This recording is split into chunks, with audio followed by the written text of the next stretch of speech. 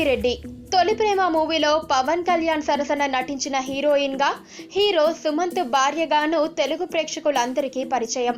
టాలీవుడ్ బాలీవుడ్ సినిమాల్లో హీరోయిన్ గా నటించిన కీర్తిరెడ్డికి వందల కోట్ల ఆస్తులున్నాయట. తొలి ప్రేమలో పవన్ కళ్యాణ్ పక్కన అర్జున్ సినిమాలో మహేష్ బాబు అక్కగా నటించిన కీర్తిరెడ్డికి కోట్లల్లో ఆస్తులు ఎలా వచ్చాయి అని ఆశ్చర్యపోతున్నారా? అవన్నీ సినిమాల్లో సంపాదించినవి కాదట. కీర్తిరెడ్డి తెలుగు ప్రజలకు సుపరిచితమైన, ఒకప్పుడు నిజామాబాద్ ఎంపీగా పనిచేసిన ప్రముఖ పారిశ్రామికవేత్త అయిన కేశపల్లి గంగారెడ్డికి మనవరాలు.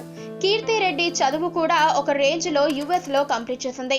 తమిళ, తెలుగు, హిందీ భాషల్లో దాదాపు 14 సినిమాల్లో నటించిన కీర్తిరెడ్డి తాత వ్యాపార సామ్రాజ్యం ఆస్తులు కలిపితే వందల కోట్లు ఉంటాయట. అందుకే సినిమాల్లో అవకాశాల కోసం కీర్తిరెడ్డి ఎప్పుడూ వెంపర్లాడలేదని ఫిలిం నగర్ సమాచారం.